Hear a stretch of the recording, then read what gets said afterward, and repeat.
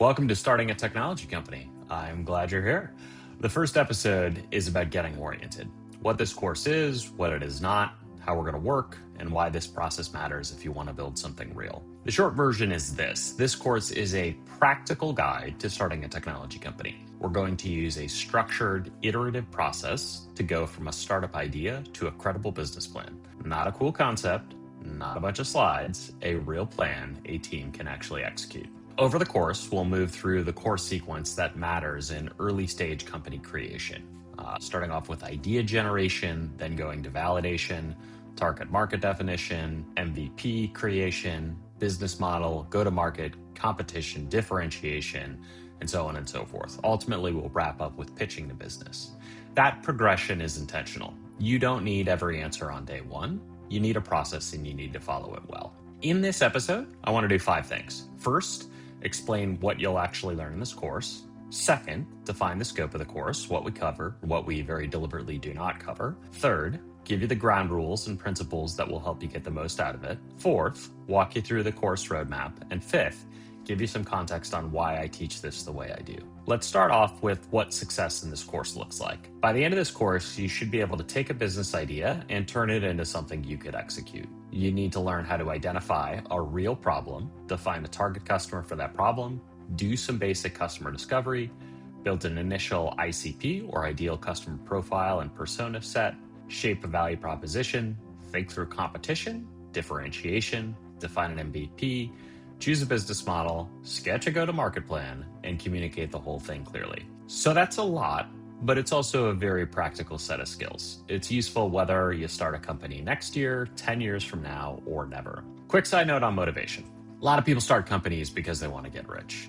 Some people will tell you that's wrong. I will tell you that is completely valid and appropriate. I would not want to pretend otherwise. Building a successful company can create major financial upside, particularly in technology. That noted, if wealth is your only reason for starting a company, you might have a hard time staying in the game when the work gets hard, and it will definitely get hard. Startups are messy, they are slow, they are uncertain, they are very humbling. You will be wrong a lot. You will iterate constantly, and progress will often feel painfully, grudgingly linear at best. The more durable motivation I usually see is a combination of upside, but also curiosity or a problem you really care about or a group of people you want to serve, or potentially even a craft you really want to master. And that second driver matters. It's what keeps you moving when the glamour disappears and the work gets real. Let's talk a little bit about scope too. This course is tightly scoped to early stage business idea development. We are focused on the front end, identifying a problem, validating that it's worth solving, shaping a solution, sketching a go-to-market approach, and turning it into a credible plan. That is what is in scope. What's out of scope? We're not going to go deep into building production software. We'll talk about a product and technical considerations at high level, and I'll ask you to create a credible technical plan, but you're not going to end up writing production code, shipping a system, building market-ready product in this class. That is a different course and is also a different phase of the life of a company, so we'll cover that later. We're also not going to go deep on long-term company strategy and operating infrastructure. So formal mission statements, formal visions, big, hairy, audacious goals, company-wide scorecards, execution frameworks, OKRs, all that is machinery of running and scaling an organization. And those things very much matter. They just don't matter now. First, you need a real opportunity and a coherent plan to go after that. If you complete this course successfully, the primary asset you should walk away with is pretty simple. You have a credible business plan for a technology company idea. Again, that is not a fantasy. That is not a logo. That is not some half-assed app that you put together. It is a legit, credible plan that you can go out and start building around. Let's talk about course principles a little bit, because these matter just as much as the content. The first course principle is just have some fun. Look, nobody is assigning you a business idea and forcing you to work on it. You are choosing to do this, and you will get much more out of this course if you choose something you are genuinely interested in. It can be weird, it can be niche, it can be ambitious, practical, whatever, as long as you care enough to keep thinking about it over a long period of time. Second, think about iteration, not perfection. Your first idea is very unlikely to be good. Starting a company is an iterative skill. The goal is not to be right on day one. The goal is to get better and better each and every day. Better reasoning, better assumptions, better choices. You show up, you do the work, you take feedback, and you keep iterating. Ideally, you iterate fast. That is how real founders improve. Third, know what you don't know. This course is not going to make you an expert in everything. It's trying to give you the mechanics so you can build enough competence to identify what you don't know, ask good questions about that, and then learn the next layer with confidence. And that is a huge part of entrepreneurship, being cognizant of what you don't understand and then having the tools to go out and learn it. Fourth, in our experience and my experience personally, the best way to learn is just by doing and ultimately by building. If you want to learn how to apply the concepts in this course to a real idea, the best thing to do is build out that idea as you go through this course. So we've built this course so that you'll develop your company concept over time. I don't care about you memorizing definitions. I care about you using the frameworks on something you actually care about in turn. The course recommends teams to do that. I would counsel you to do a team of 2 to 3 people because that's usually the best balance of momentum and coordination, but you can build a company by yourself or you can build it with a very large team if you want. I will tell you 2 to 3 tends to be the sweet spot for most first-time founders. And finally, fifth course principle, technology is really broad these days. So you can go out and build a frontier AI model, you can invent a new chip, all that's fine, all that's in scope. But in most cases, people have technology that is applied to a current business to allow that business to be more effective, to run more rapidly or more efficiently, or to change the way that a current business works.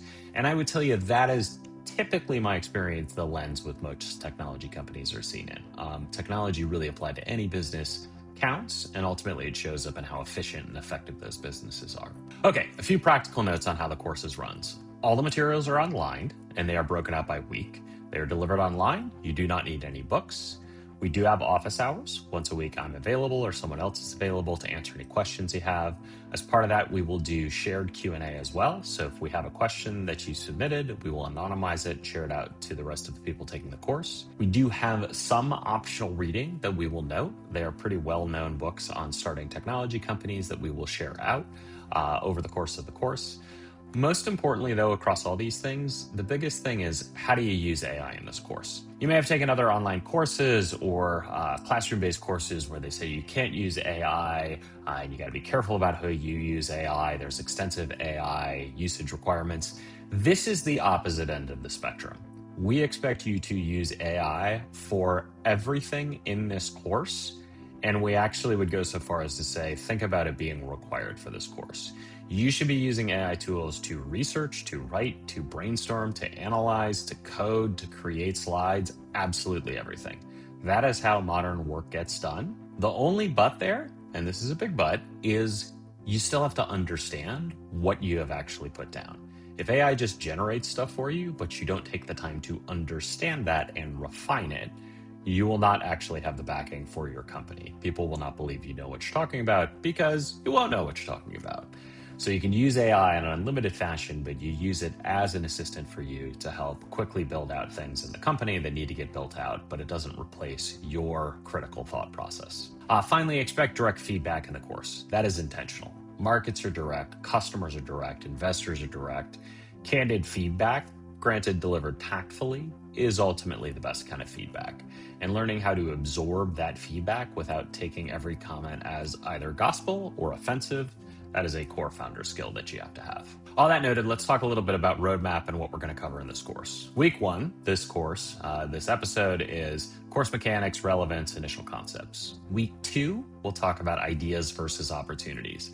This is the difference between a cool idea and a business worth building. And we'll cover concepts like medicine versus vitamins. We'll cover monetization models. We'll cover B2B versus B2C and help you understand how to evaluate different ideas for potential as a company.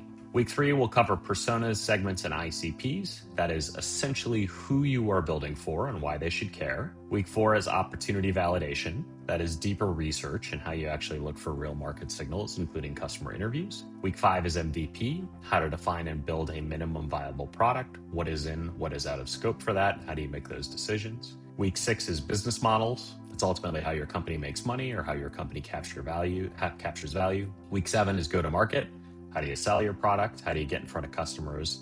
Week 8, competition and differentiation. Competition, who do we compete against in the market? Who do we compete against as other opportunities for our customers, particularly doing nothing or doing it ourselves? And what makes us different and special from those different opportunities or those different options that the customer has? Week 9, how do we put together a team? Week 10, how do we lead a startup? And week 11 is our startup pitch competition. So we'll give you 1 week where you can come in, pitch your refined idea, and we'll give you feedback on it. Finally, week 12 is retrospective and next steps. That's where you can think about what you've learned and then ultimately plan out what you want to do next with that idea. I want to share why I care so much a little bit about this process and a little bit on my background. So in this course, I'll tell you my journey, the false starts, the mistakes, the pivots, and ultimately then success in building a real company. We had a bunch of different initial ventures that failed for reasons that are ridiculously common. Weak domain expertise, no go-to-market strategy, no market research to answer basic questions about how the business would work, just lots of mistakes. And the lesson was painful, but it was very simple, which is an idea is not a business. And eventually we did find a good idea that was a real opportunity. We found it mostly by luck, but even with the right idea, it was still difficult to get that thing in place, to execute it. It was a long and brutal slog, years of survival, system building, and eventually predictability and growth. But that's another reason this course is structured the way it is, which is that I want you to build the habit of getting fundamentals right early on. Not because fundamentals guarantee success, but because getting them wrong almost always creates failure. And that brings me to the strategy framework we'll use for this course. We'll build the core components of the 1 to 100 strategy framework, which is your business problem, your solution, your competitors, your alternatives. We'll build a 1-sentence summary, a tagline, personas, segments, ideal customer profile, and your business model. And that's a lot of pieces, but ultimately together they really create a lot of strategic clarity on what you want to go and build. They will force you ultimately to say very specifically, what is the problem we're solving? Who are we solving it for? Why is that problem relevant now? And why is our approach appropriate? And how does our company make money? There are also many other strategy and operating components that you may need later. This, by the way, is my dog, Albus Dumbledog here. So if you saw his tail go by, Albus was coming over to say hi. There are many other strategy and operating components companies need later. So things like scorecards, SOPs, customer journey mapping, mission, vision, principles, values, ownership mechanics, accountability charts, list goes on. Those things we'll touch on so you know what they are, but the reality is they're just not important in early stage companies. And so it's better to get the foundational components right and then later on build more stuff over time. I'll leave you with 2 closing thoughts for week 1. The first is what I call the Anna Karenina theory of business. The first line of the novel Anna Karenina is, happy families are all alike. Every unhappy family is unhappy in its own way. The same concept basically applies to early stage businesses. All great businesses are the same, and all terrible businesses are uniquely terrible. And while companies grow, that becomes a little less true. Certainly at the startup stage and early stages of these companies, it is definitely true enough. And what we mean by that is that in an early stage, great companies all look alike. They have a real customer that has some real pain they are experiencing. That customer has an urgent problem and they're willing to pay money to solve it. There is a clear buyer. We know who has the problem and who wants to spend money on it. And we can deliver a solution to that in a reliable and consistent fashion, right? In contrast to those things, which we'll teach you about in this course, you can fail in an infinite number of ways in business. You could pick the wrong problem. It's an interesting problem, but it's not really painful enough for people to solve. Or you could pick the wrong buyer. I have a person that I think is going to buy it, but they don't have money to do it. Somebody else has the money, but they don't own the problem. You could have a problem where you can get new customers, but you can't keep them. You can have a problem where it's very, very difficult to get new customers, but it's easy to keep them. And both of those things have problems with them. The practical punchline here, though, isn't really complicated. It's simple. It's that fundamentals matter.